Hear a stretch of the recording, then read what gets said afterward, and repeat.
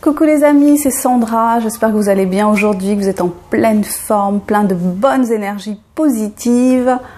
Aujourd'hui, je voudrais vous parler de ma série La téléportation est un sport de combat. Je voudrais vous parler du tome 1 et je voudrais vous parler surtout du fait de faire une série et des retours qu'on peut avoir par rapport à une série. Alors je parle pas des retours en termes de commentaires ou d'avis, mais par rapport à d'autres petits éléments.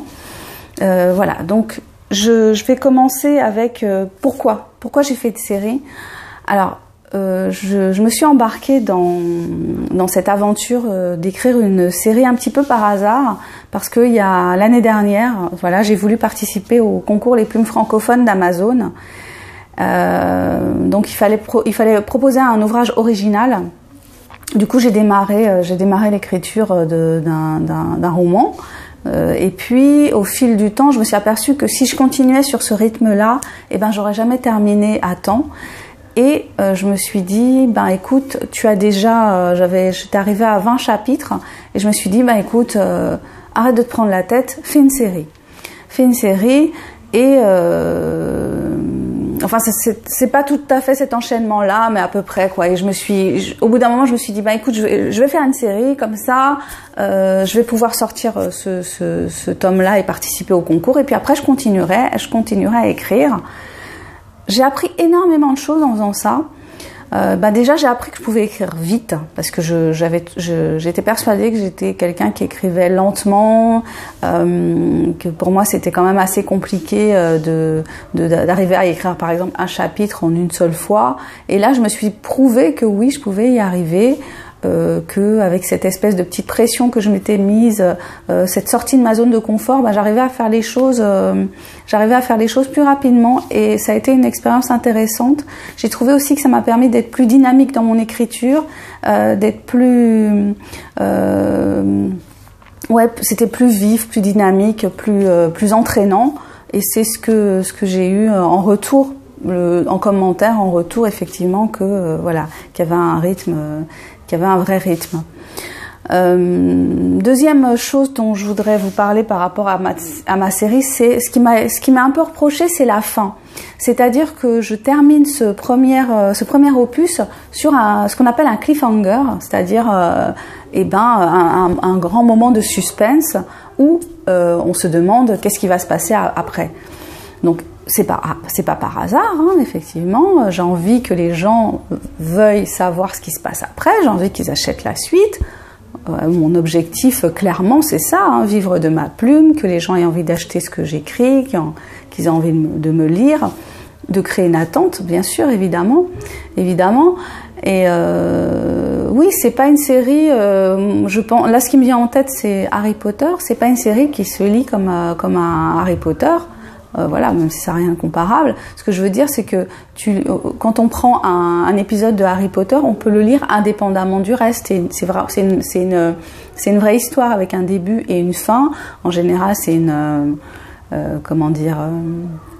Harry doit accomplir quelque chose. Voilà, le cheminement, c'est ça. Donc à la fin, il l'a accompli. Et puis voilà, il y a une vraie histoire déjà. Une vraie histoire, il y a un début et une fin, on va dire, de ce tome-là, et puis l'histoire d'Harry continue ensuite.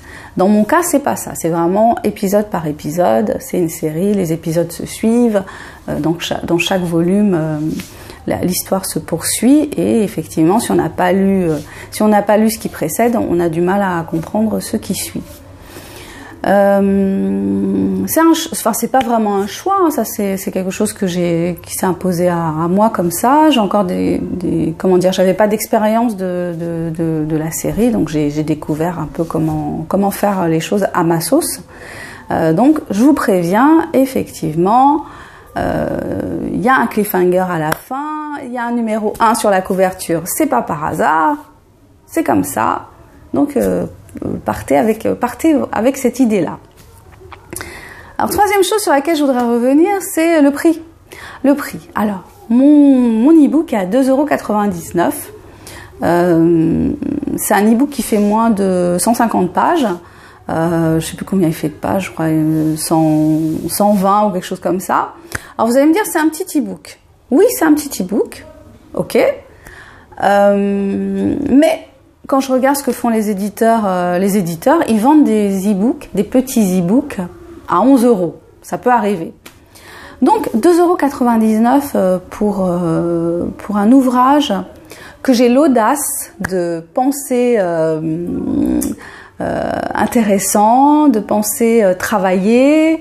Voilà, c'est quelque chose dans lequel j'ai mis beaucoup de mon énergie, j'ai mis beaucoup de dynamisme, de bonne humeur, d'humour, de spontanéité. Enfin voilà, c'est quelque chose que j'ai vraiment travaillé. Je lui ai offert une correction, il a été corrigé par un correcteur professionnel, il a une couverture qui est pimpante, enfin qui claque quoi, il a une belle couverture, la voici. Donc voilà, la forme, le fond et la forme ont été travaillés. Donc je pense que ça vaut au moins 2,99 €. Bon, vous savez bien, la valeur des choses, c'est quelque chose de très relatif. C'est très relatif, hein. Quand on voit par exemple que des peintures ou des sculptures, enfin des œuvres d'art sont vendues à des sommes faramineuses, ou la robe qu'a portée une actrice va être adjugée à je ne sais combien de millions d'euros. On sait bien que l'argent, c'est quelque chose, l'argent, le prix qu'on donne aux choses, c'est quelque chose d'un peu, comment dire, c'est quelque chose d'un peu aléatoire. Voilà, on a l'impression que, voilà, si on paye cher pour quelque chose, ça a d'autant plus de valeur. Bon, c'est pas forcément le cas. Bon, bref. 2,99 €, je pense pas que ce soit un prix excessif pour le travail que j'ai fourni. Vraiment, je vous le dis en vous regardant droit dans les yeux, je pense que ça les vaut amplement parce que je crois avoir fait un travail de qualité. Voilà, donc je vous laisse seul juge. Qu'est-ce que je voulais vous dire d'autre? Bon, c'est pas un coup de gueule, hein, faut pas l'entendre comme un coup de gueule. C'est juste des choses que j'avais envie de mettre au point par rapport à ça. Et je pense que tous les gens qui font des séries un peu dans le même genre peuvent avoir le même type de réflexion, justement. Ok, bah écoutez, je me présente quand même pour ceux qui ne me connaissent pas. Je suis Sandra Ganneval, je suis écrivain indépendant. Mon objectif en créant cette chaîne, c'est quoi? C'est de partager avec vous des réflexions sur l'écriture, sur la lecture, sur l'auto-édition.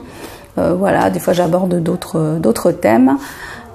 Qu'est-ce que je peux vous dire d'autre? Bah écoutez, si vous voulez découvrir mon univers, n'hésitez pas. Je vous mets les liens vers mon blog sur lequel vous pouvez trouver plein d'extraits de mes livres.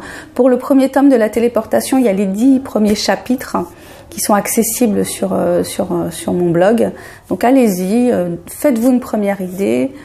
Dites-moi ce que vous en pensez, ça m'intéresse d'avoir des retours. N'hésitez pas, c'est vrai que souvent les gens peuvent regarder, mais ils font pas de retour, c'est un peu dommage. Parce que c'est bien d'avoir du feedback sur ce qu'on fait. Donc je me rends pas trop compte, voilà, je suis pas une pro de la vidéo, je me rends pas trop compte de ce que ça peut, de ce que ça peut provoquer ou produire, interpeller, j'en sais rien. Ok, donc si vous avez envie de vous inscrire à ma chaîne, bah, faites-le, abonnez-vous. Si vous avez envie de vous inscrire sur mon blog, faites-le, ça me fera plaisir d'avoir de nouveaux abonnés. C'est toujours agréable de voir qu'il y a des gens qui s'intéressent à ce qu'on fait. Qu'est-ce que je peux vous dire d'autre? Mes livres sont disponibles sur Kobo, sur Amazon, en version numérique, en version papier, sur lulu.com aussi en version papier. Pardon. Je vous souhaite une excellente journée. Je vous remercie de m'avoir regardé si vous êtes allé jusqu'au bout. Vous pouvez me faire mettre des pouces vers le haut, des pouces vers le bas. Vous pouvez donner votre avis. C'est un espace de partage. Je vous souhaite une excellente journée. Prenez bien soin de vous et je vous dis à bientôt pour la prochaine vidéo. Bye bye.